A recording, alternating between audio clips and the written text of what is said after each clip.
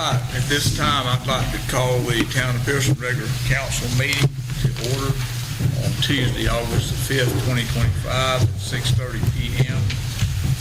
Yvonne, would you please do the roll call? Yes, sir. Mayor Gray Leonard. Here. Vice Mayor Robert Greenland. Here. Councilman Jimmy Anderson. Here. Councilwoman Lenny Richardson. Here. Councilwoman Brandy Peterson. Here. Town Attorney Scott Simpson. Here. Town Planner Mark Pratt. Here. Deputy Clerk Ryan Smith. Here. And I am present. Okay. Lenny, would you please lead us in the invocation? Gladly. Thank you. Let us pray. Dear Lord, I come to you with great thanks for our precious community.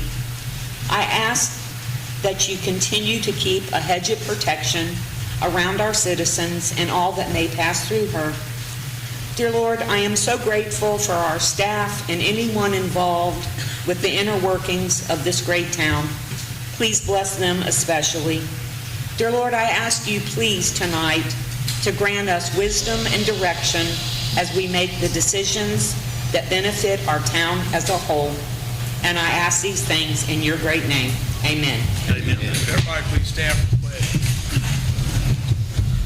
I pledge allegiance to the flag of the United States of America and to the republic for which it stands, one nation, under God, indivisible, with liberty and justice for all.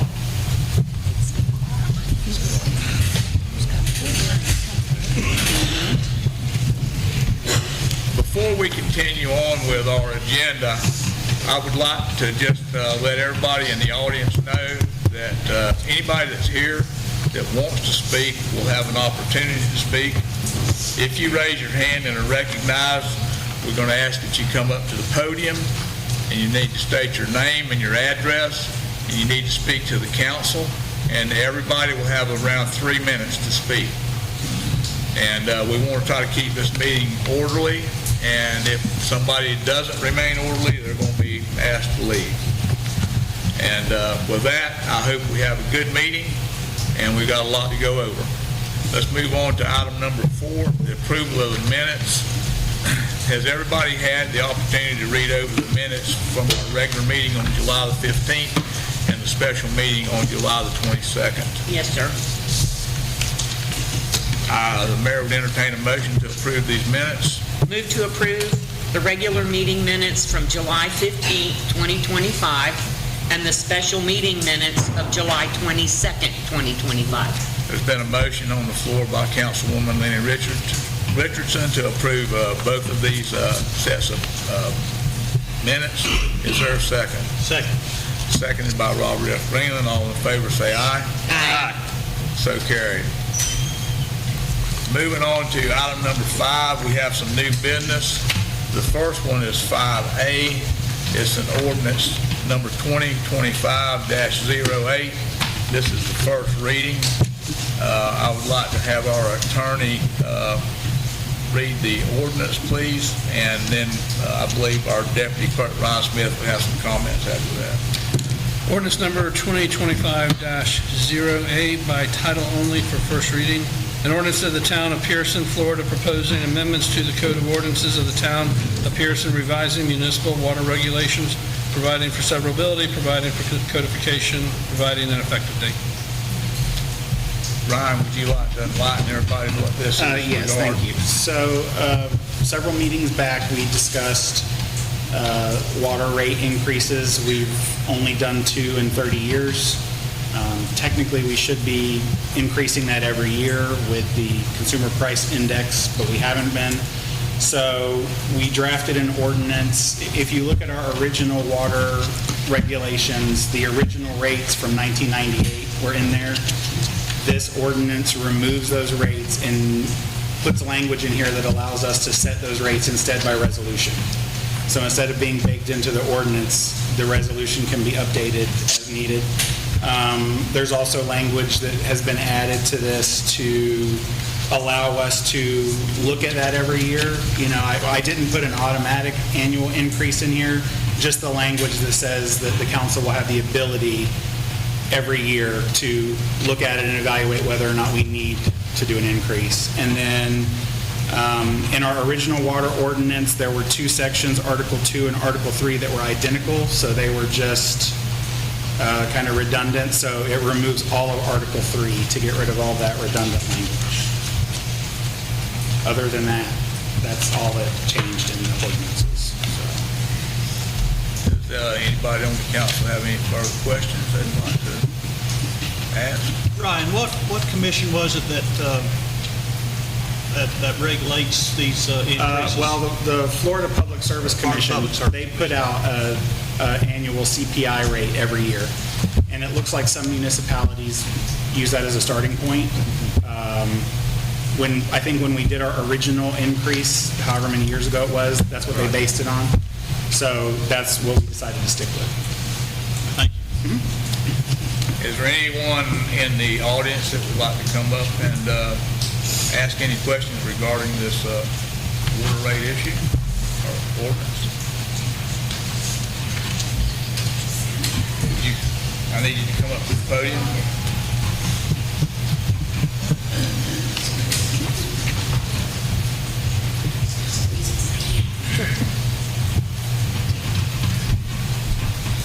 And I need you to just tell us your name and address for the record. Karen Johnston, 448 Minshew Road. I just have more of a question as to the increase you want to put on the water bills. We no longer have a water payment, so are we at a point where the expenses to run the tower are more than we're taking in now for our water? Because we've eliminated quite an expense. What do you mean Bobby, in terms of the water payment? The tower expense. Well, so Pierson did a couple things. Number one, we've installed this new well that's about to come online. And so with that now, we have contracted with CWS as our water operator. So our costs for them to operate two wells and the tower and the system as a whole has almost tripled what it was before. So you've got those increases, but then you also incur increases in chlorine and repairs. I mean, everything has gone up. Right. Yeah. And we pay more for water now than we did 25, 28 years ago. Right. And get less water for our money than we did 28 years ago. So I just think at some point the raises need to stop. I think we're already paying a lot of money for our water. Thank you. Thank you. Yes, ma'am.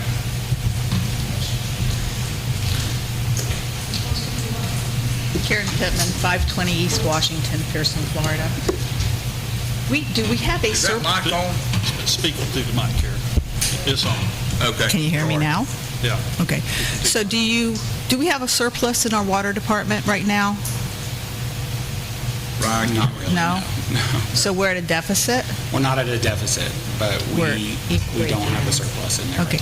Other than reserves, which we have to keep Yeah. so much reserves, yeah. Okay. That was my big question, is because at one time we had a reserve in that water department, and I wanted to know what happened to that money. But I do know that we have increased a lot of things, so. I think we're that was- required to keep a certain amount of reserve, and that money is still there. Okay. That's what I thought. Thank you. I believe it's an 8 to 12 month is what is required. Is there anybody else who would like to ask any questions regarding the ordinance we just spoke about in relation to the water? Yes, sir. If you could give us your name, we'd appreciate it. Name and address. My name is Mark Clark, 968 Blackburn Road. This is first I'm hearing of this. Not surprised, costs go up. You said the new system with the wells and everything, 3 times the cost. Does that mean 3 times the increase on bills? No. Oh, no. Okay. No. Because that seems exorbitant, No, but we're that not was... increasing the water rates by triple, if that's what you're asking. Okay, yes, sir, that was what I was No. asking. Okay. When did we raise the water rates again? Just here, 2018 or 2019? and if I recall, that's the first time we had raised water rates in Ever. the 20 years In that ever. the system We- had ever been. They started out at $15, according to the old original ordinance. $15 base rate, which gives you your base service up to 2,000 gallons usage. And then it's so much, it's tiered after that. And then in 2020 or whatever it was, they increased them to 1766 for the base rate. And then there hasn't been an increase since then. So we're almost 6 years or 5 years on from that. So.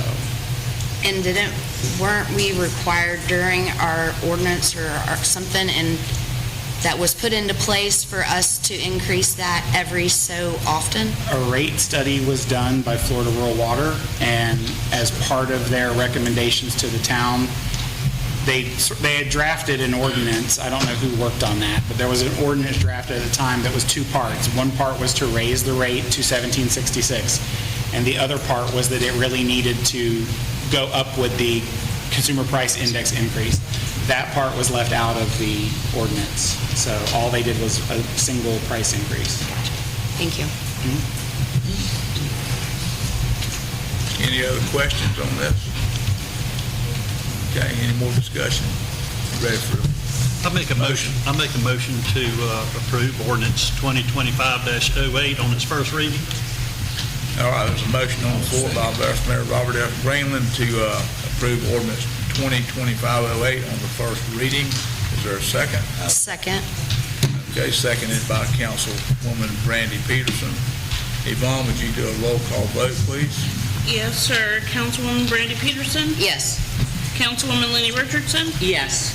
Councilman Jimmy Anderson? Yes. Vice Mayor Robert Greenland? Yes. Mayor Gray Leonard? Yes. And I'll just point out that when this comes back for second reading, we will also have the resolution, I believe, Ryan, is that correct? We'll have the resolution setting the rates, and by law, that has to be noticed in the utility bill. So we're going to have to send that notice out in the utility bill for that meeting where we do second reading and adopt the resolution. So all the residents, all the customers will get a notice of that. So it won't be, I don't think it'll be next meeting. I think we're going to try to do it for the second meeting in September. That way the notice will go out with the August bills.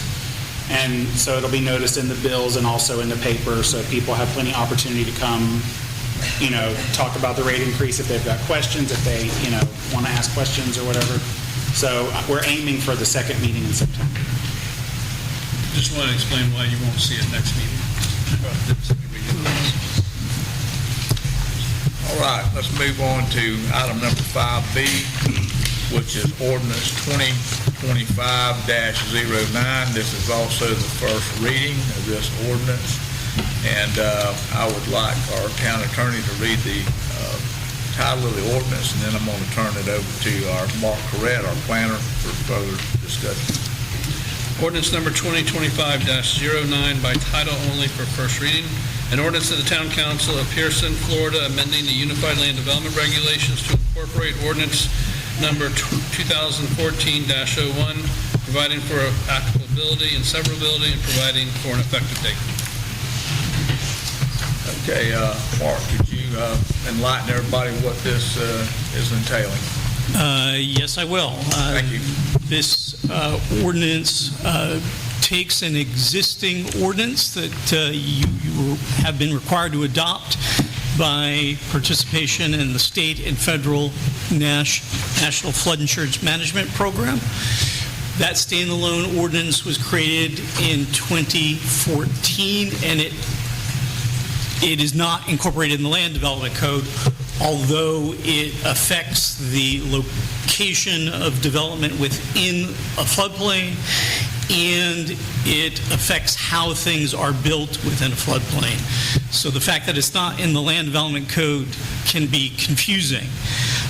In addition, the changes to the ordinance update it and modify definitions and dates. All the changes that are in the ordinance before you are state mandated. So we have little to no discretion as to what the contents of this ordinance is. This is FEMA to the state, to us. It's been presented to the Planning Commission. They recommended approval. Staff recommends approval. Rebecca Cottle from our office is here. She's the one who coordinated with the state's consultant. If you have specific questions about the ordinance, she can answer them for you. So this is basically regarding to the floodplains and flood insurance. Correct. And it's state mandated. It is state mandated. I don't know if anybody else has looked at it, but we received a whole lot of floodplain mapping information and stuff from FEMA several months ago, that kind of Yeah. part of this. And I mean, I had a chance to look at all the Yeah. maps and everything. And it's pretty overwhelming after a little while, but I mean, obviously, I think we're going to have to consider doing this. So it's state mandate. You have no choice, Exactly. unfortunately. But just so you know, its impacts are limited. The floodplains in Pierson are not widespread. They're around the lakes primarily.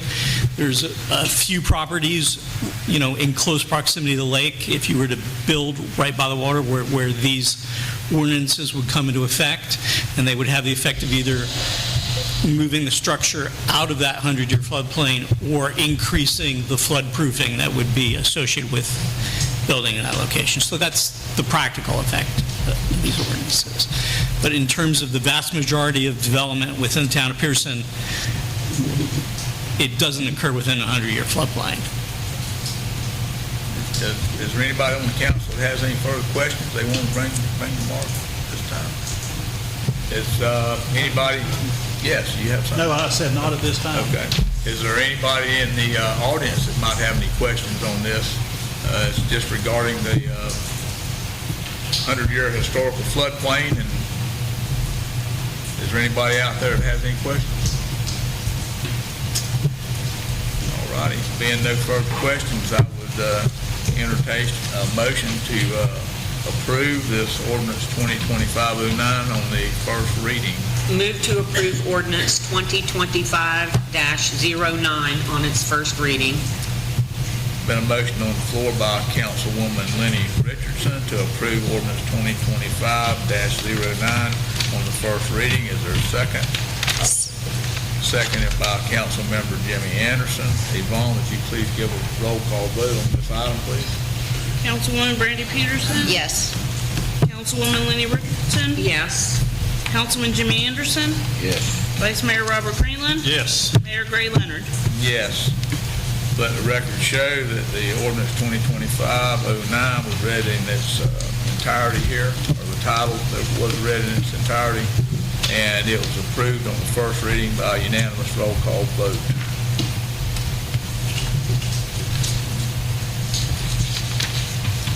Okay, moving on to the next item of business, item 5C. It's the solid waste contract and a request for proposal discussion by, and this is going to be headed up by Deputy Clerk Ryan Smith. Yours, Ryan. So, a couple weeks ago, we started having an issue in town with our current solid waste provider, GFL. People might not, I don't know how many people know, but the way our contract works with GFL, each homeowner has to reach out to GFL directly to open their own account. They're responsible for paying quarterly for their trash. GFL came a couple weeks ago. They missed a ton of people's trash cans. We started getting complaints online. We got them phone calls. So we looked into it, and it was sort of a hodgepodge of some people hadn't paid because they weren't aware that they had to pay GFL directly. They thought it came off their water bill or their property taxes. Some people had paid, but GFL had not sent an updated sticker. And so even though they were paid, they didn't have an updated sticker on their can, and so the drivers just passed them and left their trash there. We reached out to GFL. We kind of explained the situation. They assured us they had ordered stickers. They were going to get everybody a sticker, but in the meantime, they were going to print a list, a spreadsheet of everybody who was paid in full, sticker or no sticker. They were going to send a truck back out on Friday, pick up the remaining trash. Well, that didn't happen. They came out and looked again for stickers, even though we stressed to them, hey, these people don't have one. We had one resident who had been on auto pay for several years, and she said, I don't ever get a sticker, So anyway, they've been all over the place. We've talked to people at their transfer station, we've talked to people at their dispatch, we've talked to Skip McCall, who is their municipal contract manager, or whatever his title is, and he's supposed to be our direct contact. He assured me, oh, don't worry, we're going to pick it up, we're going to take care of it, you know. Well, again, the day after he said that, we got calls, hey, my trash is still sitting here. So we just want the people in town to know that we are trying to rectify that with GFL, but also our contract with GFL expires in March of 2026. So I talked to Scott, and he agreed that like now is the time to start putting together a request for proposal for a new solid waste company. And so we as a town have to explore what are we asking for in the RFP. In other words, how many service days, how many cans, are we paying for it on property taxes? Are we paying for it on utility bills? It's just something that we're going to have to, you know, talk about here in the next couple meetings. I found our old RFP from 2020 that I'm kind of basing some of the stuff on, but there may be stuff that we didn't like about the service that we got that, you know, may necessitate some changes in the RFP going forward. I asked Scott if there was such a thing as a piggyback contract, because Volusia County picks up and incorporated Pierson through FCC, and most people that I've talked to are pretty happy with that, but like Scott said, that opens a whole other can of worms, because would the garbage company allow piggybacking? How would you pay for it? So there's some questions that we have to kind of explore. But we just want people to be aware. We know there are issues. We are looking to hopefully bid it out for March. And maybe that will rectify some of the problems. For full transparency, a lot of there were two companies that went after it. One company dropped out because they did not like the fact that people had to set up their accounts directly through the garbage company, and that it wasn't paid for either through utility bills or property taxes, because then it didn't guarantee them X number of customers, right? They didn't want to come to Pierson because are 25% of people going to opt in, 85%? And I think that we kind of got stuck with GFL. They were the only company that wanted to work in those parameters. So if we're going to try to reach a different garbage company besides GFL, we're going to have to try to find a different way to pay for it. So what if we want to explore, I know historically, the councils, Bobby's been involved, they kept it off the property taxes, so we would have a hand in being able to check multiple companies, try to keep the price down. If we were to go with it on the property tax bill, what is the timeline there as far as the legalities to do something like that? Scott might be. It's too late for this year, obviously. Right. If you want to look at doing an assessment, it's a non-ad valorem assessment that's collected on the property tax bill. You would have to initially adopt a ordinance before the end of this year, authorizing the use, creating that assessment, and basically telling the property appraiser, we're going to be doing this using the non-ad valorem assessment method to collect it. Then you're going to have to go through and establish the assessment, and that will be after you have your contract, and that will only be with your residential tenant, customers, because commercial customers all vary. And then you have to let the property appraiser know. You have to adopt your assessment roll, usually during July of a year, so it makes its way to the property appraiser by the end of July, so he can then advertise and notice on the trim notice and things like that. There's pluses and minuses to that. When you, one of the things is your contract ends in March of next year. If you were the earliest you could do assessment would be next tax season, November 1st, end of November. You really won't collect the money really probably till January. So you'd have to come up with something of how you're going to pay for it from March until for March through September 30th. That's the tax year you don't have. October 1st starts a new tax year. The taxes come in, the assessment would be on the tax bill. You would collect it then. They get a discount. You got to factor that in. If they pay early, just like the 4% discount on your taxes, I think you get a 4% discount on your assessment. So you have to factor that in.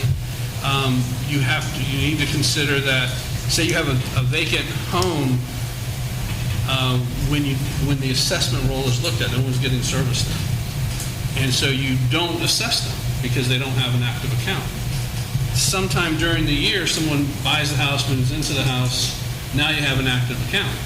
Well, you have collected no garbage for the whole year for that property. Well, it's based on that one-time collection.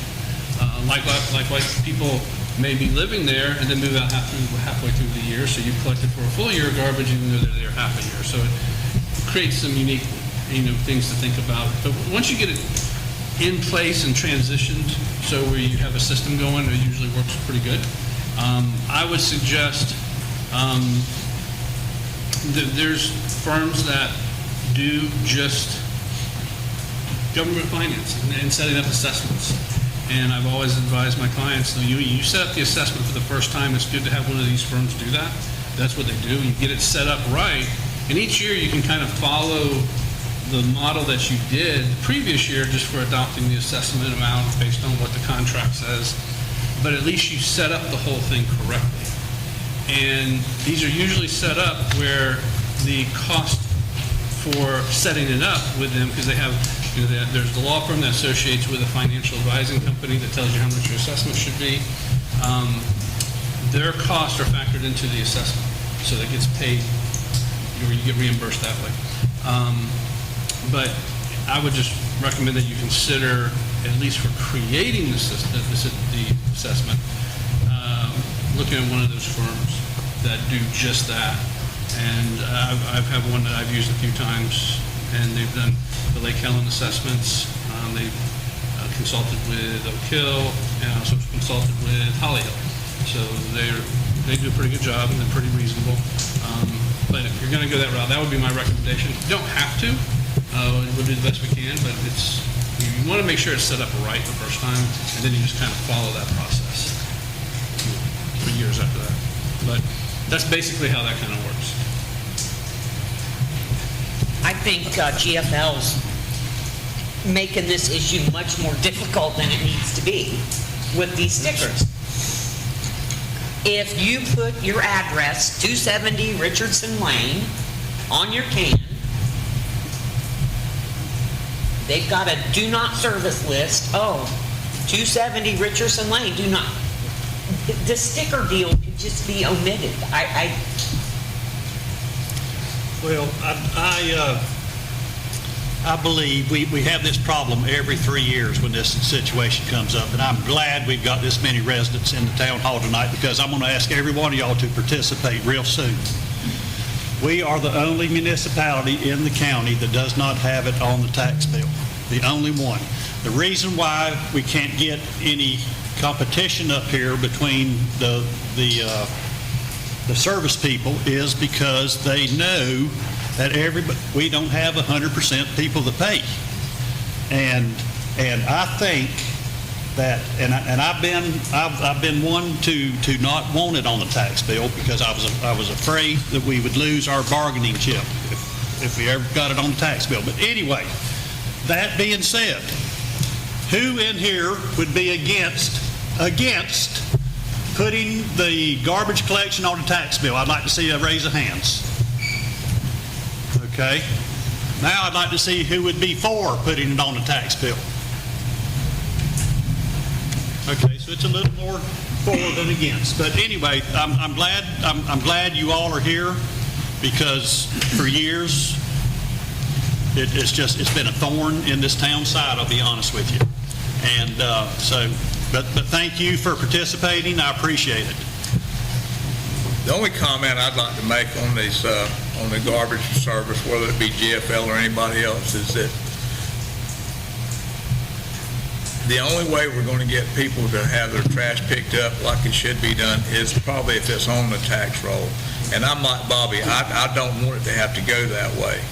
But the reality of it is, you can ride around Pierson on trash day, and you can tell who's paying for the garbage service and who's not, because there's a whole lot of houses that don't even have a trash can out in front of them. So if they're not having their trash picked up, the first question is, what are they doing with that trash? They're probably putting it in somebody else's dumpster, or they may be riding down the road and we all see it, and there's a big trash, bag of trash that's been thrown out on the side of the highway or out in the woods or whatever. And I think that the goal is to have everybody's trash picked up, and if we do have to go to put it on the tax roll, I think we could probably get a better rate, since we would be guaranteed that we're having 100% participation. That would be my goal anyhow, is to say, hey, we want a better rate than this because we're going to guarantee there's going to be 100%. And it seems to work well in the county. My daughter lives in DeLeon Springs in the county, and I'll say this, no matter what she puts out, they pick it up. And I see the same thing happening along Highway 17. And I think that to service the community better, I'm going to have to at least think hard about trying to find some way of putting it on the tax roll. Not that I want to pay any more taxes, but if you think about it, I'm not paying any more taxes. I'm already paying to have my trash picked up. So you just pay for it in a different spot. Whether you write the garbage company a check for $60 every 3 months, which would be what, $240 a year, or whether you may even had just a couple $100 added to your taxes, you're still paying for the same service. It's not really an increase in your property tax. You're just paying to have the trash picked up. And that's where I'm coming from. I just want to see our residents have their trash picked up, and so things don't create a problem. Is there anybody out in our audience that would like to come up and speak their mind on this? Yes, sir. And I can't remember your name, so if you can tell us who you are, I'd appreciate it. Mark Clark. We've dealt with GFL, not with garbage cans. We have a dumpster. Okay. We've dealt with their problems. They're not coming and picking up our dumpsters, so I have plenty of issues with GFL. A new company would be certainly fine with us. But like I said, we pay for a dumpster, so putting it on property taxes, how would that affect people like us? I think as far as like, you people are probably operating more like a commercial enterprise. More like that, yeah. So I don't think it would affect that at all. I mean, we're talking about just everyday household trash, like a person puts out in front of their house every Tuesday, like I did this morning. Okay. And I've also had business people in the past say, well, we don't want to put it on our taxes because I put my garbage in my dumpster. They might have a home, but they have a business with a dumpster. And my answer to that is, your house has absolutely nothing to do with your business when it comes to taking care of your household garbage. If you want to put it in that dumpster, that's certainly your prerogative, but that shouldn't penalize everybody else in town because you don't want to pay for trash pickup. Certainly, and I want the garbage picked up. Everybody wants that done. That was a point that was made some time back, folks that had dumpsters. Well, I don't want trash pickup at my house because I put mine in the dumpster. Well, your house way over here on one side of town doesn't have anything to do with your business over on this side of town. They're two separate things. Certainly understand what you're saying. There's a business. But it's only one location. I am going to reiterate on that, though. In the years past, the companies that we have negotiated with, saying that if you're a business and you're paying for a dumpster, that you can be exempt from having your household garbage picked up at home because those dumpsters are now almost $100 a month. I think they're more than that. So whoever's got a dumpster is paying almost $1,200 a year, depending on the size of it. But And it's also that in our contract that the businesses in town use the same, we just went through that. GFL's position is that they have exclusivity over commercial stuff too, and I don't think that's how we want the new one to be worded. Because multiple businesses have come forward and complained that GFL doesn't pick up their trash, or they've blocked something in, or they, we've had multiple commercial issues with them too. So, Well, I think we're talking about residential service, and I don't think the person that's contracted to residential service should have exclusive rights also to the commercial services. For instance, these folks here, if they want to use GFL and they pay $200 a month, but they can get it from some other company for $120 a month, well, they'll have to do that on a commercial dump.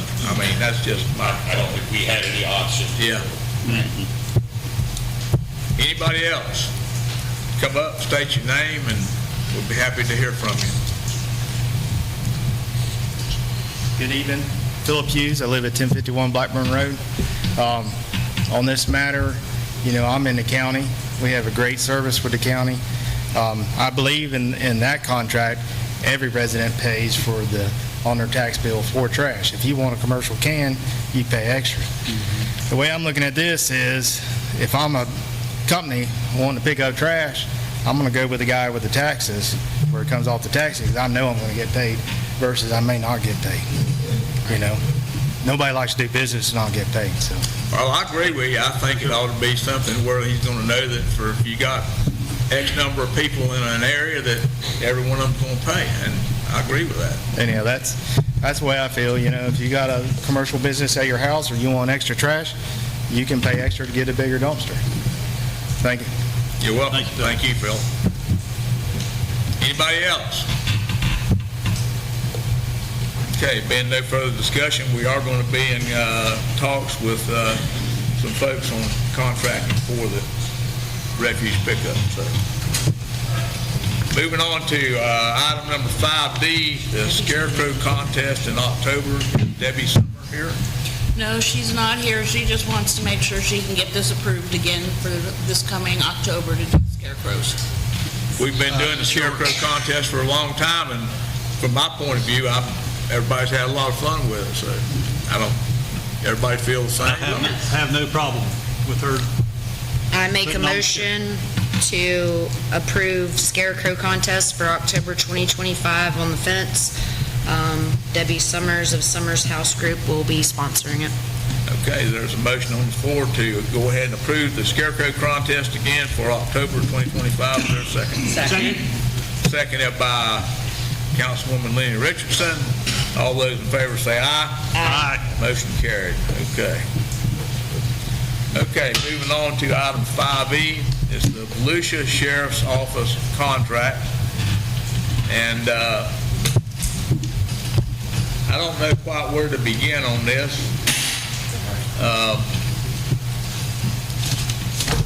When this topic came up, we were not advocating that we wanted to cancel this contract.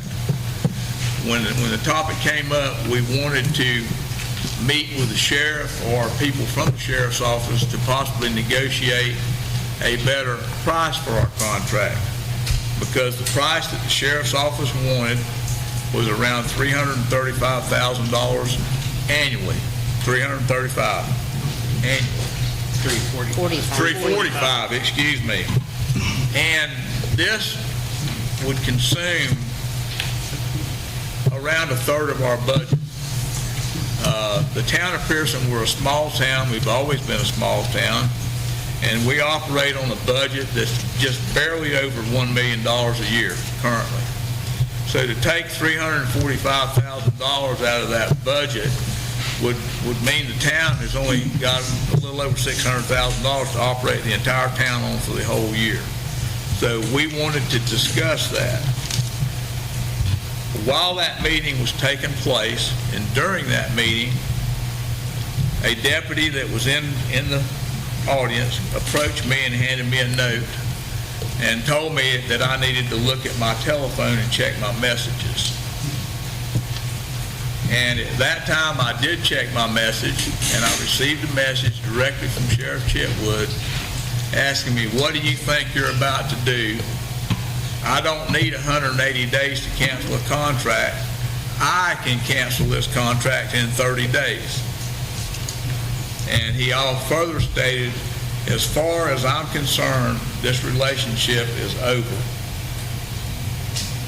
So from that point forward, we have definitely tried to reach out to the sheriff's office to discuss with them, what can we do about this? We need to see if we can't get something worked out, something we can afford. The vice mayor reached out, and we really haven't had anything productive come from it since that comment. The town did not say that we wanted to cancel the contract. Volusia County Sheriff said he wanted to cancel the contract. He could do it in 30 days. That's the way I took it. Recently, there was an interview with Fox News. It was on July the 31st, 2025. It took place at a horrible scene where this child had been killed by a dog. But later in the interview, he was asked some questions regarding the town of Pierson and our contract with the sheriff's office. He stated that the latest thing is that the town of Pierson wants to defund the police department. And that is as far from the truth as I can know it can be. We do not want to defund the police department. He also said in March, he got a phone call from somebody in the town hall meeting saying they just canceled your contract. He's totally wrong on that. It wasn't March, it was May. It was the same meeting that he sent me the text. It was on May the 6th, not March. He further stated that there was somebody, so he said, I texted the mayor saying, hey, you're a class act. That's not what he said. If you'd like me to read the text, I can. Basically, he said, you can take this relationship and shove it because we're done.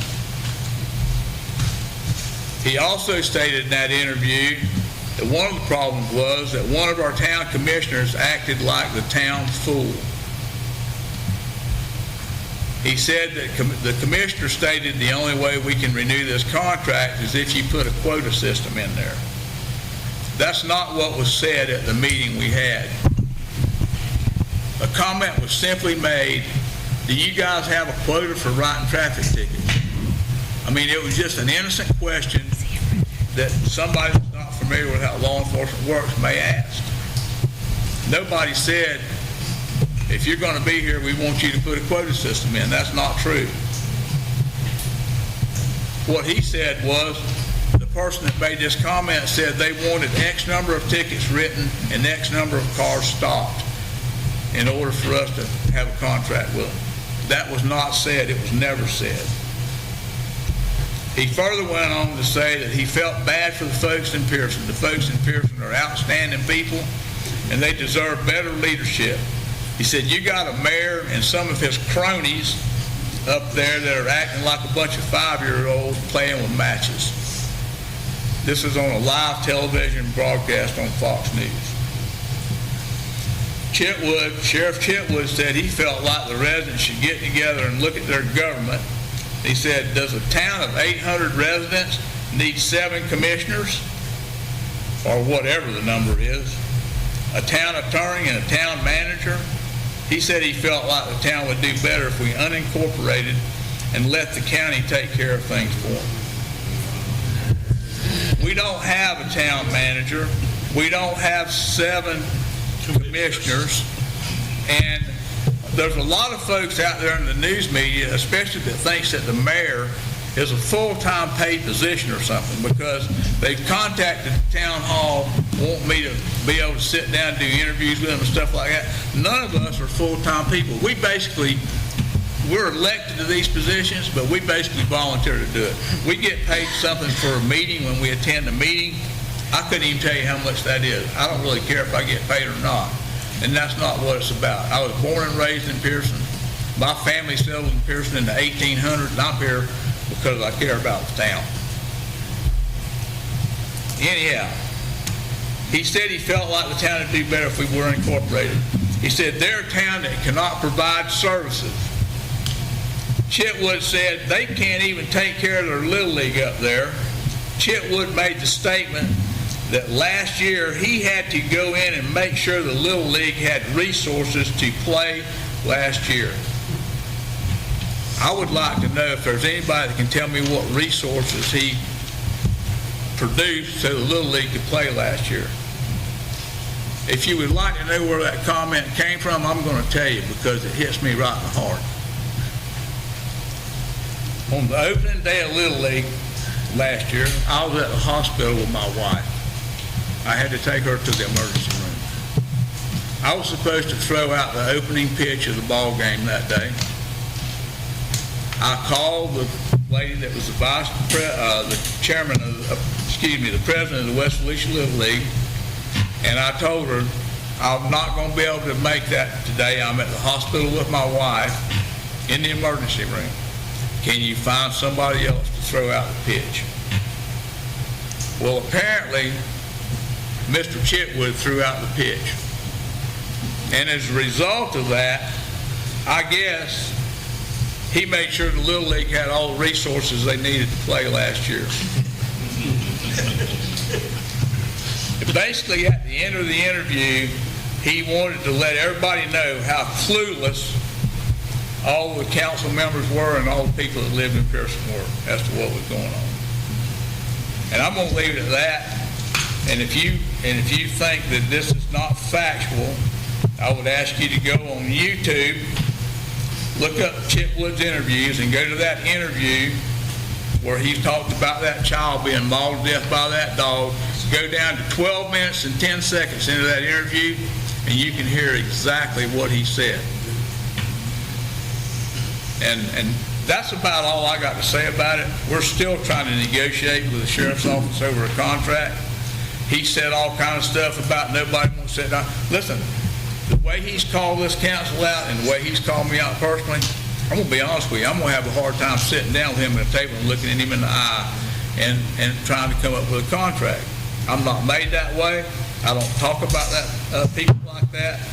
And maybe we can sit down with Brian Henderson or somebody else in the sheriff's office and talk about something. But I'm kind of upset about this because he's told a whole bunch of lies.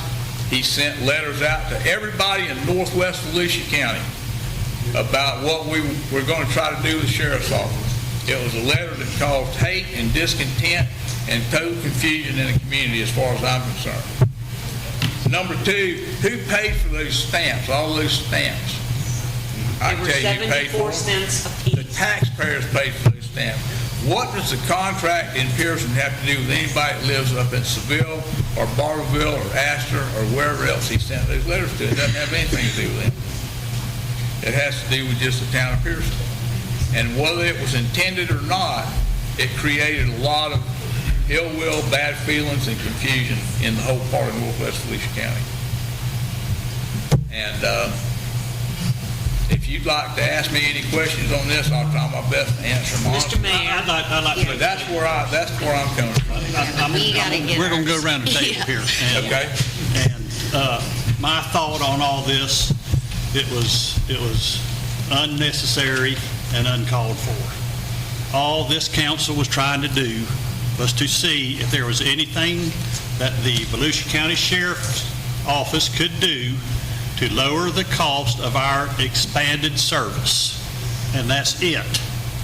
We are currently paying for an officer. They're called two officers because it takes two officers to make up a 7-day week. But there's one here 12 hours. So there's a day. one here 12 hours a day. All we were doing is exploring avenues. What would be possible is an 8-hour-a-day possible? Is a day on and a day off possible? Is 2 days on and a day off possible? And at our, I don't know if it was our last meeting, but at the end of the meeting, I asked our deputy town clerk, I said, Ryan, why don't you reach out to the sheriff's office to see if we're making any headway? That was on, what day was that, Ryan?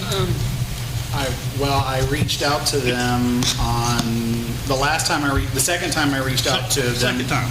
was July 14th. July 14th. And I just reiterated my previous email, this is what the council intended. Have you had a chance to explore that? And everybody that got an agenda, the whole thing is in the agenda. Please take an agenda. Please take an agenda. Everyone here, please So take an agenda. On the 14th, and I'll just read you the original email that I wrote to Chief Deputy Henderson if you want. I said, "Good afternoon. It's my understanding that the town had a workshop," because I was out of the office at the time. I said, "It was discussed that the town and Volusia Sheriff's Office might explore different options for our enhanced services contract to try and reduce the town's cost. I believe the council discussed the possibility of shortening shifts from 12 hours to 8, or maybe reducing the number of days of service from 7 to 3 or 4. I wanted to follow up with you on this and see if you had an opportunity to explore the possibility of these options and what that annual contract amount might be." And then I just went on to explain, we were about to start budgeting for 2026. We just needed to have a number to use. And then they replied, and Chief Deputy Henderson said on July 14th, "Ryan, we are currently discussing this matter internally to develop a proposal. We will be in touch." And then Sheriff Chitwood's letter that went out to the residents was dated 2 days later. 2 days later. July 16th. 2 days later, that letter went out. So I don't know what happened. You can make your own assumption as to what is going on. That's all I have to say. What was in what letter? From the sheriff. Is there packets up there with the letter? I don't Yeah. have the I don't sheriff's have the There's a sheriff's letter in there. It was fear-mongering is what it was. It was fear-mongering is what it was. I'll go next, if that's okay. I wrote mine because I knew once I got up here and all this was coming at us, I probably wouldn't say it all, so I'm reading what I wrote. First, I want to thank everyone who came out tonight. It's been a long couple weeks, and I truly appreciate the community's engagement. As a member of this council, my responsibility is to make the best decision for our entire community. I am only one vote, but I take my role responsibly. I spent a lot of time listening to residents' concerns, reading comments on various online platforms, and reviewing many options and opinions shared in the media. I want to share my thoughts and reactions to what has taken place. I was deeply disturbed by the bullying text message the mayor received from Chitwood on the night we voted to cancel the contract so that we could explore more affordable options for our town. That kind of behavior is unacceptable and inappropriate when dealing with elected officials trying to do their jobs. We held a workshop with 2 representatives sent by the sheriff's office. During that meeting, we clearly expressed our concerns, which were followed up by emails from our staff. We received no response until the day before the fear-mongering letter was mailed out. That letter wasn't just to residents inside Pierson town limits, but also to people in Evansville and unincorporated Pierson. An effort that I believe was meant to pressure and intimidate this council through our own community members. I also want to remind everybody that the town of Pierson provides the sheriff's office a substation, free of charge, right here in our town center. Based on my researches, substations are part of law enforcement's community outreach. They're supposed to help reduce crime, improve response time, and allow officers to be more present and available in the area they served. Another concern of mine, did anyone notice there was no backpack drive for Pierson this year? This has been an ongoing thing through the Sheriff's Department for several years, and is this result because of the contract that we haven't negotiated? Are they punishing our children too? And let's talk about response times. Regardless of whether we have an enhanced service contract or not, it's still the sheriff's office responsibility to ensure each zone has adequate coverage. That should not depend on extra dollars for a small town like ours. All of this considering, I have made my decision. I do not support the enhanced service contract. And that's my opinion. Thank you.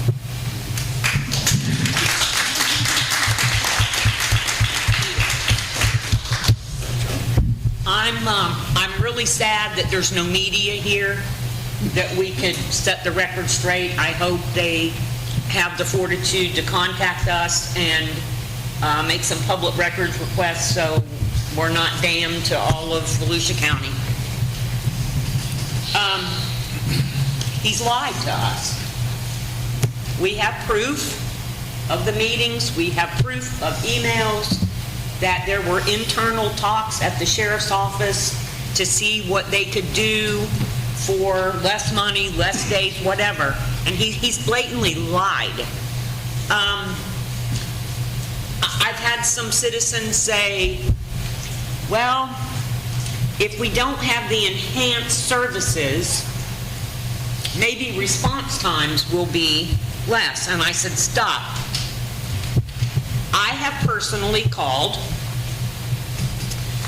for need for service. Sometimes they don't even show up.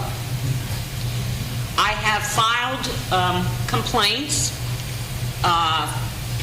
filled out affidavits, 3, I believe, to be exact. They never made it to the state attorney's office. They said they turned them in, so I called the state attorney's office. Nothing was ever done. We've had complaints for years about the speeding around town.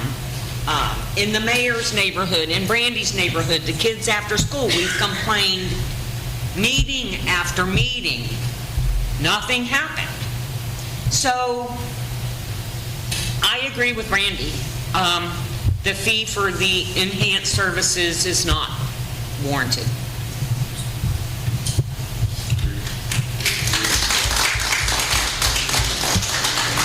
I agree with that. I kind of feel like the letter that he sent out and the attitude that's been displayed to me by the sheriff is kind of like the mafia. You either pay me or I'm not going to protect you. Correct. And that's kind of, and I hate to say that, but that's the way I personally feel. And I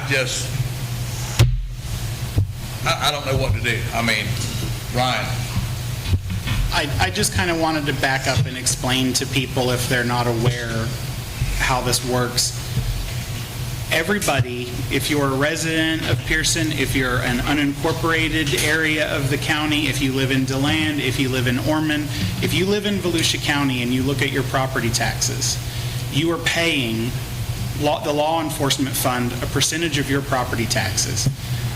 What Pierson has is what they call a municipal services contract, which is enhanced, quote-unquote, enhanced services over baseline service.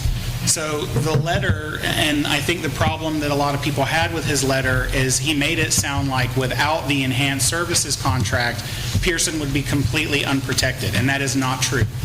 If you dial 911, if you call the non-emergency number, they have to respond because, you know, we're all paying for that, whether you live in the town or you don't. So I think part of what bothered me as someone who, I was born and raised in Seville, which was, it's always been unincorporated. And when I was a kid, if you dialed 911, someone came. And his comments to the media were, well, someone will still come to Pierson, but the response time may be slower, and it may take us a while to get there. And what kind of message does that send to people that live in unincorporated areas? Because why should they expect slower service because they're not paying an enhanced services contract? Right, it insinuates to me, I'm punishing you. And it insinuates that people that pay get priority. Mm-hmm. And I think that people, I mean, a lot of Pierson is unincorporated. So for instance, you know, we've got people on one side of the street, you're in the town, on one side of the street, you're not.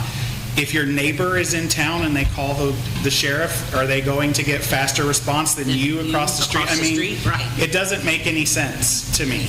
Another thing is we are still paying for enhanced service. Correct. Ever since the meeting that he texted the mayor, we have not had a deputy in this room. There has not been one deputy. Before show up that meeting, there was security. 3 usually back there, and there was 5 of us in here.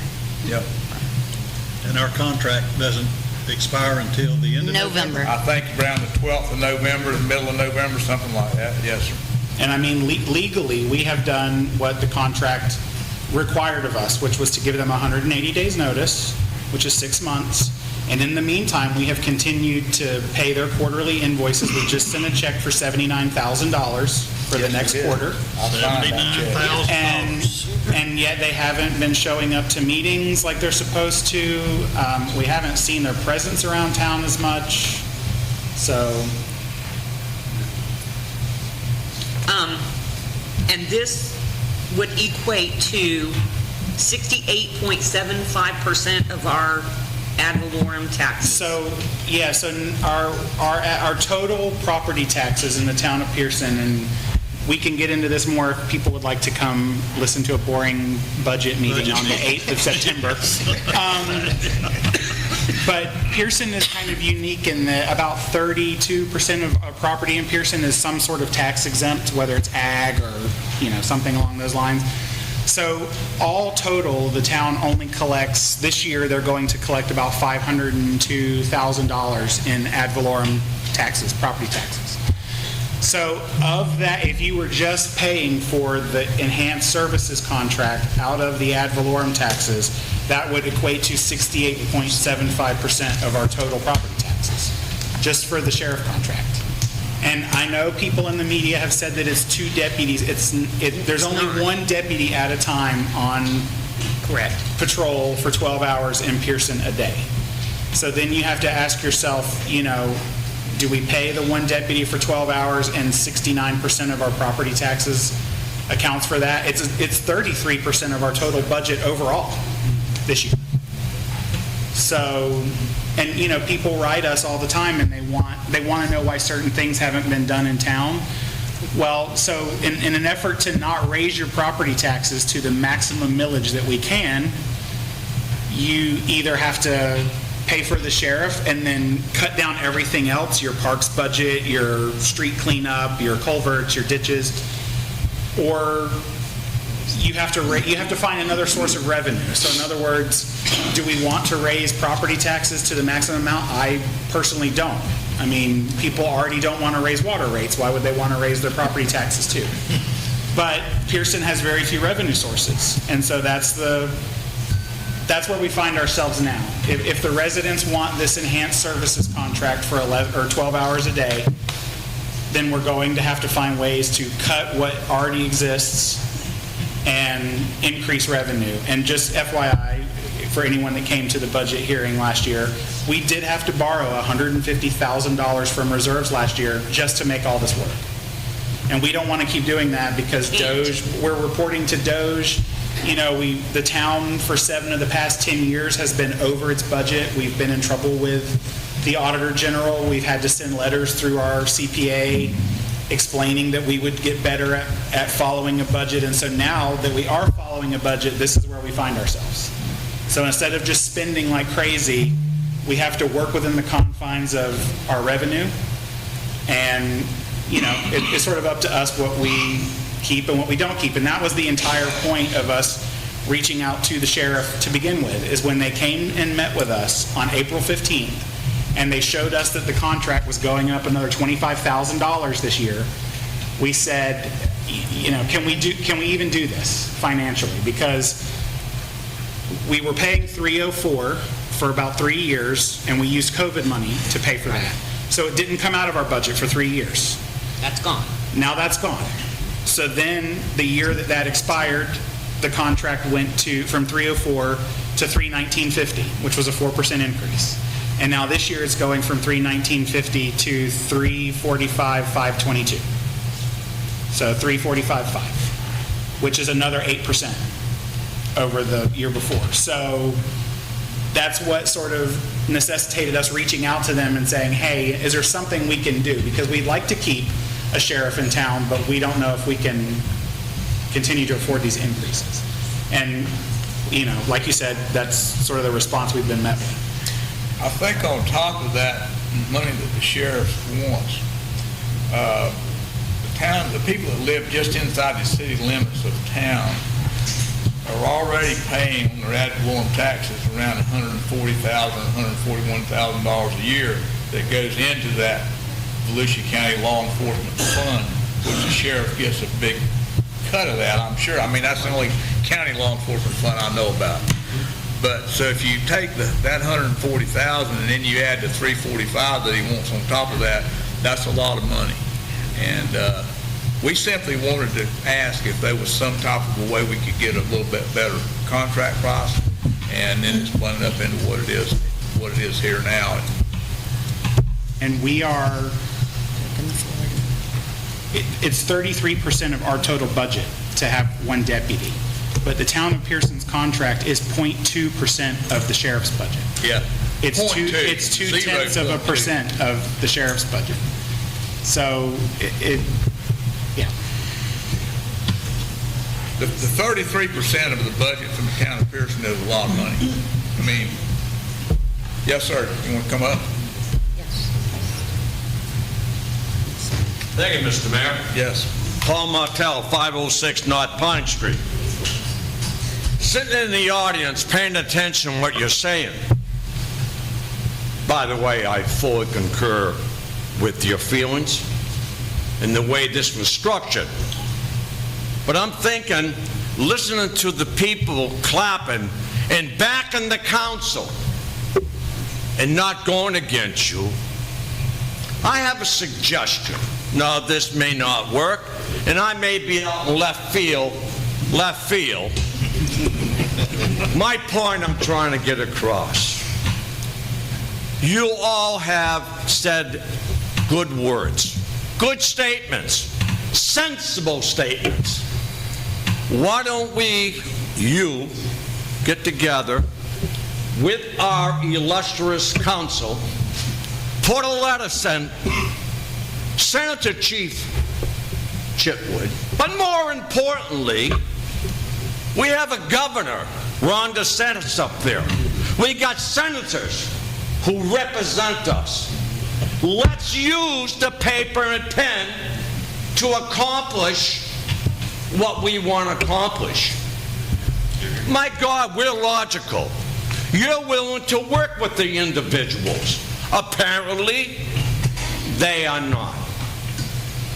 So that's my thought. We're paying this gentleman. He's brilliant. He knows all the legalese. Let's use it. Don't you individually fight it. Let's do it by the pen, legally, and motivate these individuals who are better than him, who override Chief Chitwood. Sheriff, whatever his name is. Mickey Mouse, that's a good one. Okay. But thank you for allowing me to say that. Thank you, Paul. And I want to say to you guys, and I know I've said this before, and I was for you on something, or I was against you on something. But damn it, you do believe in Pierson, and I thank you.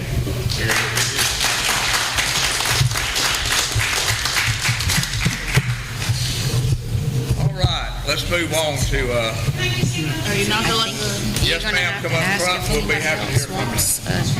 Take your time. There's some others too, great. We're going to have to open it up. Let them all give them a chance.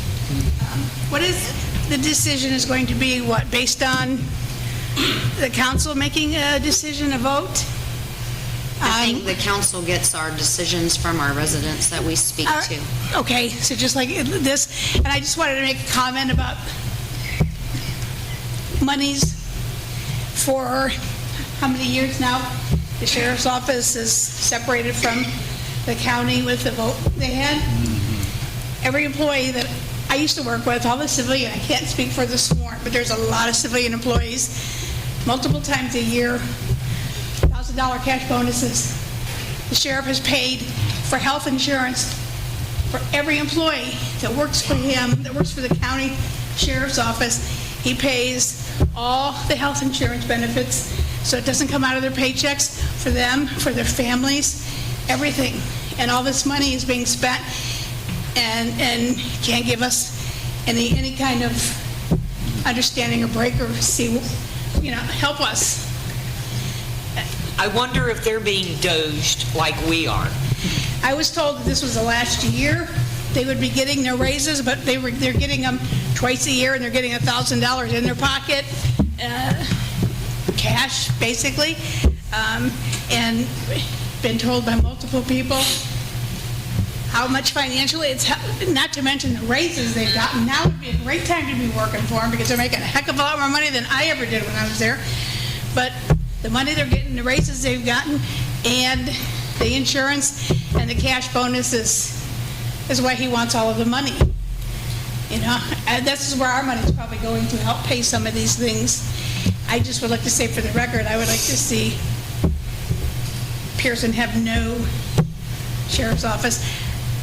West News came on the other day on the news station, and the story they reported was exactly Chitwood's story.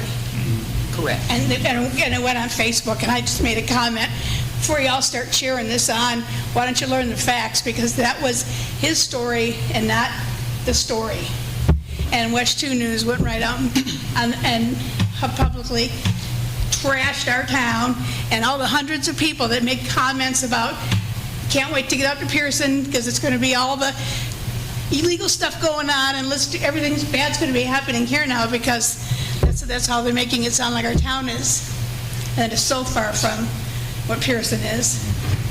I think we can do this without Volusia County Sheriff's Office. We protect each other, and we will continue to look out for each other with or without the Sheriff's Office, because they've really never been here for any of us. Thank you, Karen. That is true. Yes, sir.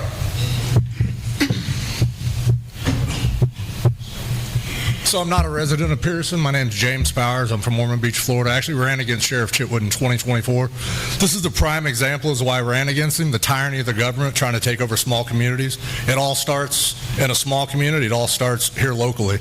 I want to commend and applaud every one of you for everything you're doing.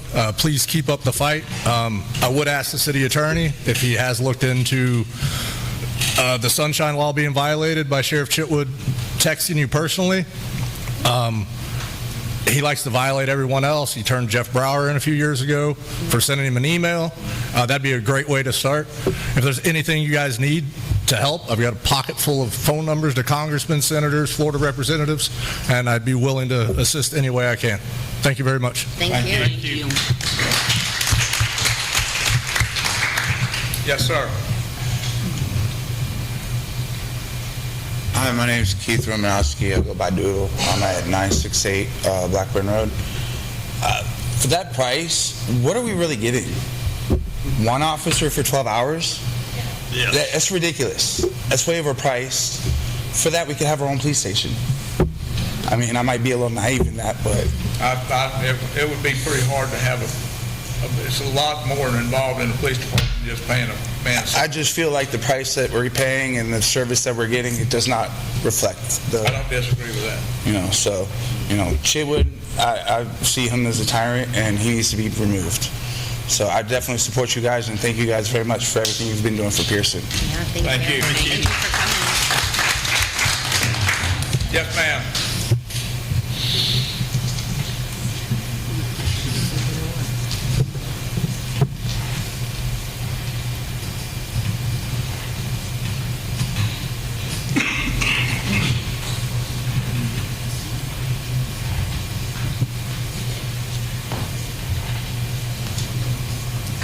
I'm Heather. I live at 163 Frederick Street. To be honest with you, I'm really on the fence about this. For my house, I know that we'll be safe no matter what, regardless if there's a police station or not. I don't want the riffraff to come to Pierson. Does the police department help against that? I don't know. But you walk into Leon Springs, it's just crime, and half the town smells like weed. I don't want that for Pierson. Like you, Mayor Leonard, my family, you can go back to the 1800s for that too, for being in Pierson. My father loved Pierson. I love Pierson. I got my husband from Boston to love Pierson. Crazy.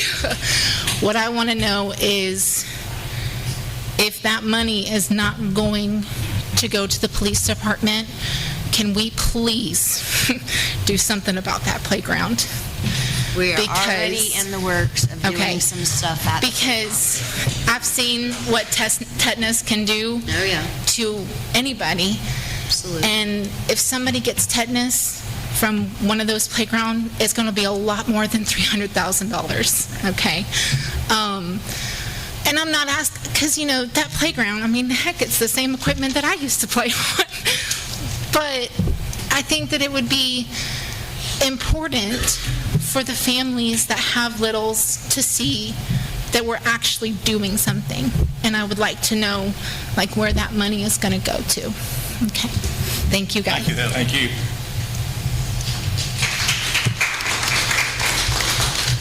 I would say that if that $345,000 wasn't going to the sheriff's office, that we would definitely have some other funds available to maybe make some improvements on a lot of things. To tell you how expensive things cost, we just fixed one culvert on North Road, and it was $47,000, I believe, just to fix that culvert.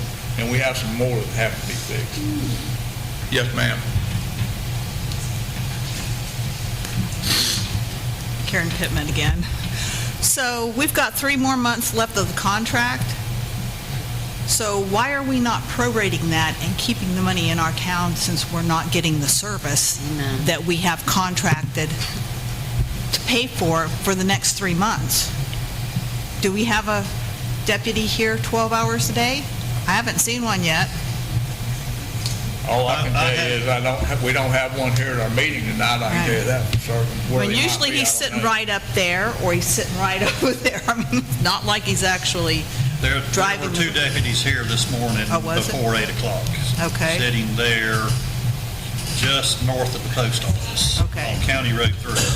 I'm sure one of those were probably our assigned deputy, but I don't know that for a fact. They work 2 to 2. So I don't know. It wouldn't be ours if they kept that contract or that time. Well, I was just wondering if we're paying for a service. I would like to say this about seeing deputies. Since this blossomed a few weeks ago, we've had an unusually large influx of a lot of deputies in this area. And I don't really know what spawned that. I have my beliefs, but There was also an unmarked car here today in town. Mustang. It was sitting at the Church of God. okay. Moving on. You have one more question? Just quickly. All right. Don't we? No. Again, Mark Clark. I have a degree in criminal justice, Bachelor's of Science from Florida State University. I spent 25 years as a private investigator. My father was a military JAG and a federal judge. My father-in-law was the head judge of Brevard County. I have a little bit of experience with law enforcement and dealing. We all know, or everybody should know, law enforcement doesn't prevent crime. They show up after the fact and then investigate. Paying this amount of money for someone to sit here 12 hours, one deputy, $345,000 is ridiculous. Most of you, I assume like me, I'm not going to call the sheriff's department. If there's a problem, I'm going to handle the problem.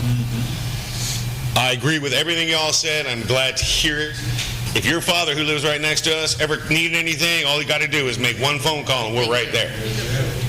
And we would support anybody in town that called and needed help with something. We would show up and not ask for any money or anything like that.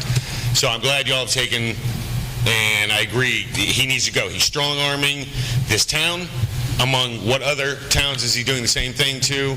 And it's ridiculous. Thank y'all very much. I appreciate it. Thank you. So Scott, do we need a motion to terminate this contract? No, I think it's already, according to the sheriff, it's going to be terminated when it expires. Well, We set the notice given saying.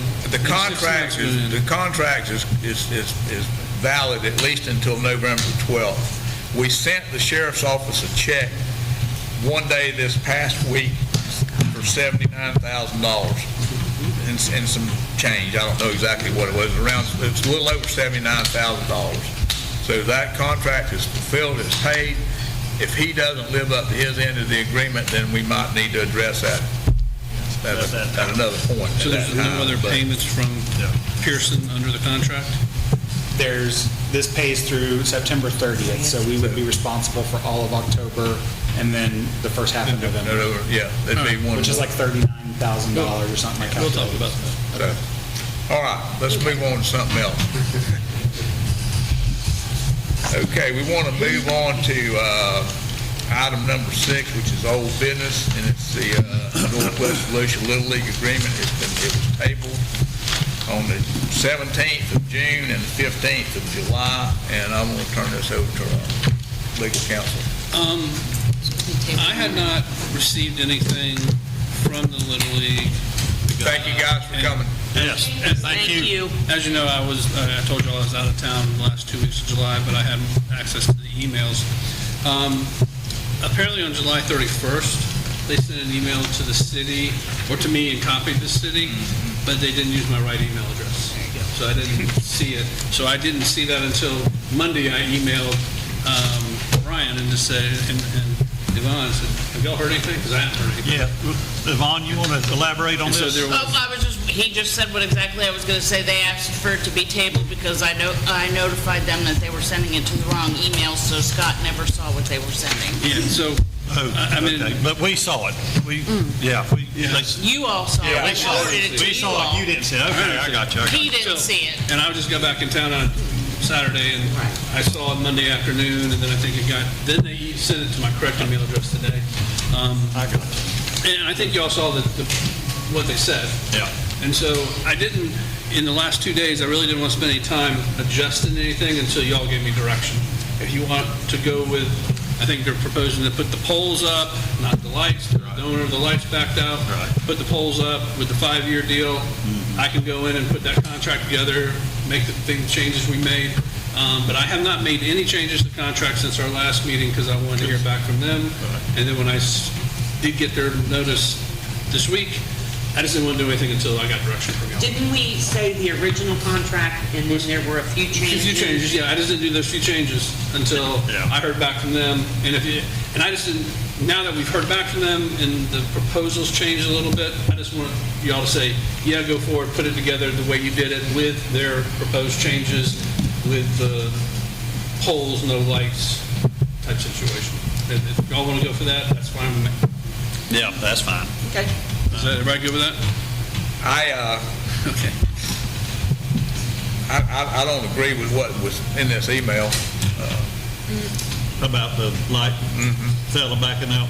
Yeah, and the main thing is, I think that's going to come back to us. if we The new put- lights is going to come back. It's going to come back. If we put the poles up, then and then in 6 months, somebody comes back and wants to donate lights, we're gonna have to, is it gonna be more difficult to do that? I mean, I believe that they're in the process, in the work of getting that handled right now. They're just had the one that had originally done it backed out. So I believe some of us on council is going to hear from them within the week, I would okay, say. so we just wanna let it ride, like it is currently. Well, we're tabling it anyway, so Okay. when it comes back, but I'm okay with the, Me making the changes. Yes. I'll make the changes, give it back to staff, and the Little League, and then it'll be on the agenda for the Right. second meeting this month. yes. So we're gonna, is it, I think by the time they put in the poles, they will probably have the new lights. Okay. They just had that one donor back out right now. okay. So, am I understanding this right, that you wanna make a motion to table this until the next meeting? I think they asked to table it, correct? Northwest Volusia Little League asked me Yes. to table it Okay, since there so- was a disconnect. I got you. All right, so we'll just Move put it on. the table. Move the There's table. been a motion, With you working on it, yes. motion to table with Attorney Scott Simpson working on this. Is there a second? Second. All in favor, say aye. Aye. So carried. All right. Other business, updates and reports by the mayor. I think I've updated enough. Does anybody on the council, Vice Mayor, do you have anything? I just want to, again, thank the audience, the residents and neighbors that came out tonight. We appreciate your support very much. Thank you. I'd like to echo that sentiment. We definitely appreciate the support of the people of the town of Pierson, and it's good to know that y'all realize that we are working hard for your best interest. Thank you. And we thank all y'all for coming, yes. Don't be strangers. Yeah. Yeah, I like it. Yeah, come Come to every all time. meetings. We need more opinions. It's not just the 5 of us. I mean, Jimmy instead of Anderson, do you just have being anything? anonymous on Facebook. I don't have a thing. Councilwoman Richardson, do you have anything else? No, sir. Ms. Peterson? No, I have nothing. Anybody else have any other last questions? Being no further business. This meeting is adjourned. No, Oh, We got I'm Mark, we sorry. got the attorney. We're not adjourned. Cancel. I ain't got nothing to say. I was disappointed. After 4 years, Well, it's been a long night, Mark. I wanted to point out that we did receive certification from the Health Department on the new water plant. Wonderful. Yes. So we will now be coordinating with CWS to put the plant in service. There is a shipment of chlorine that has to be received, but it'll be in service and in operation within a matter of days. Soon. Have you heard anything about our culvert on Washington Avenue at the high school? No, I don't have an update on the culvert. There's a price. I'll update you on that. Ask me again in a few items, and I'll let you know.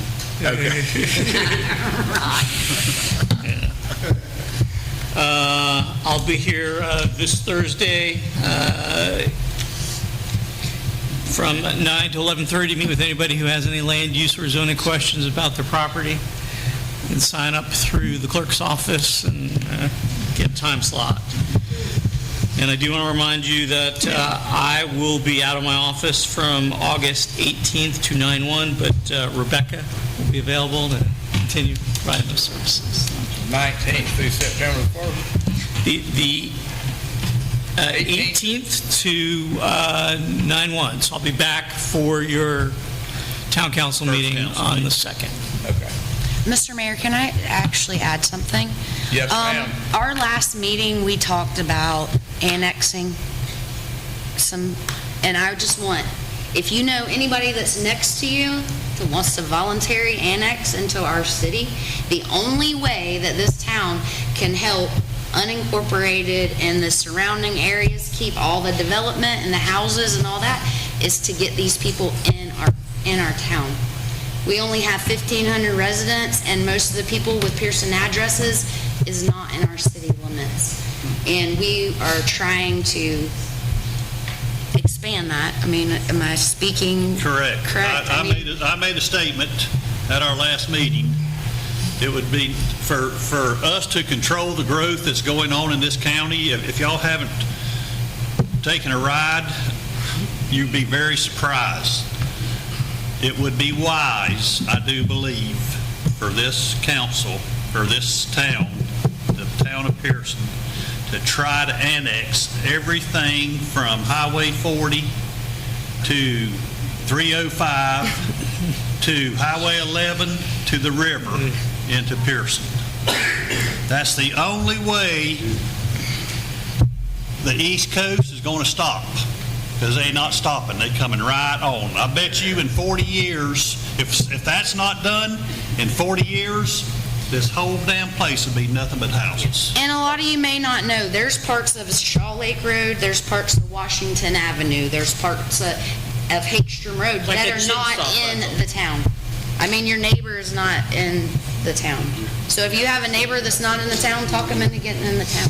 And it's free Voluntary to annexation. annex, right, Mark? It's free to annex. You need a survey that is within... There's no application fee. Well, yeah. But there are costs associated with it. You do need a survey, it meets the bounds of legal description. Within, 7 years it has to be, or... No, it has to be, the legal description itself just has to be accurate. But most people's surveys do not have meets and bounds legal description, Okay. so most people will have to have an updated legal Okay, so description. an updated survey and whatever. And then there's costs Clerical associated costs with... are, right. The only way the town of Pierson can control any growth right around here is if it's under the town of Pierson's guidelines.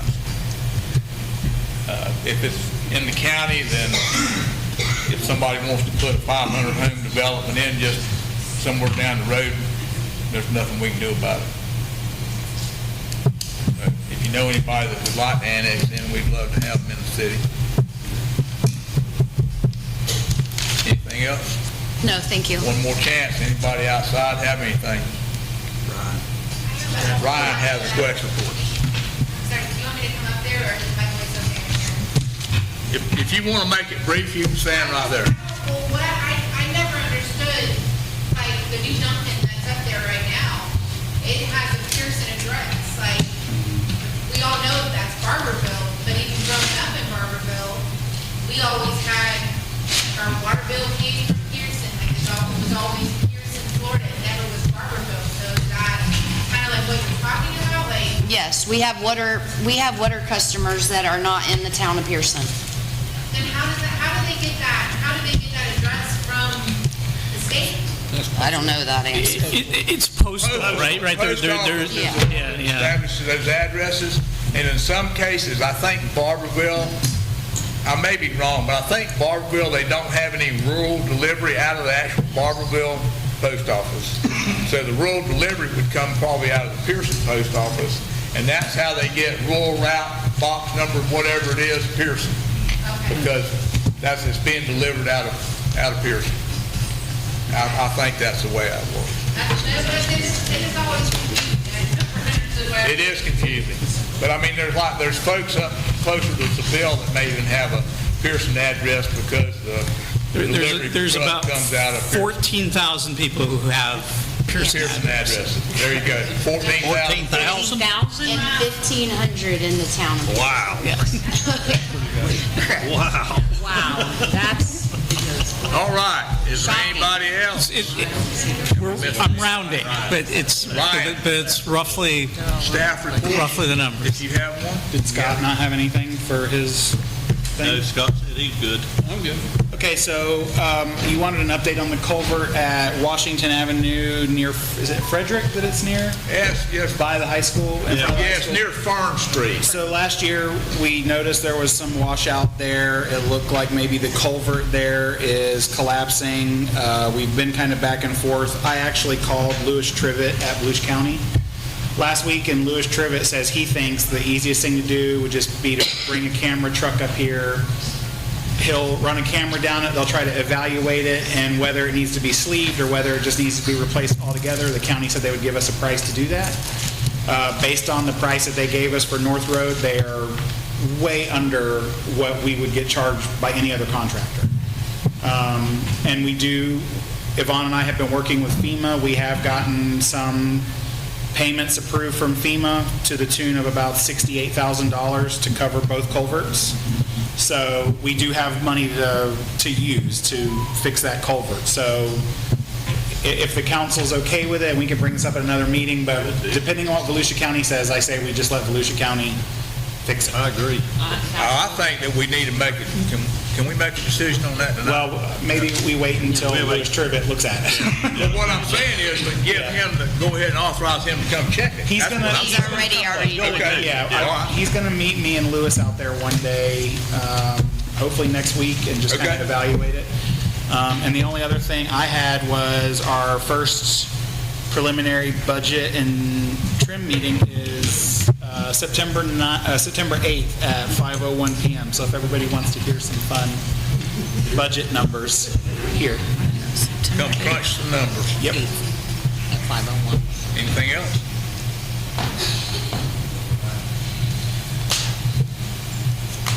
Anybody else have anything? Yes, sir. Rick Davis, 153 East Second Avenue. And since we're discussing repairs,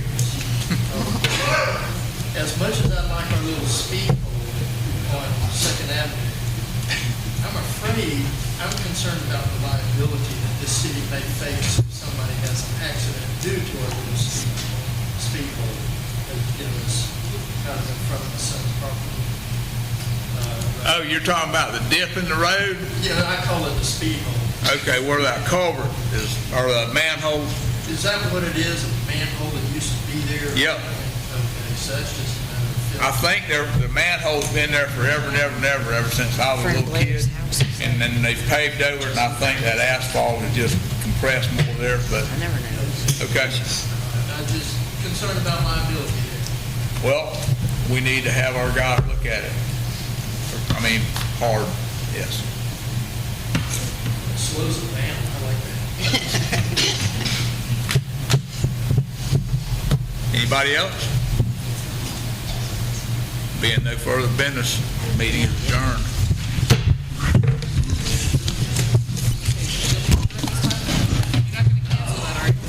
Thank you. Thank you. We need to see you Thank you back all. again.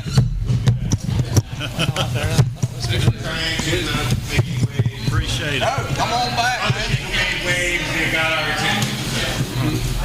We'd be happy to have you on here anytime. Totally different than I thought. Let me ask you something.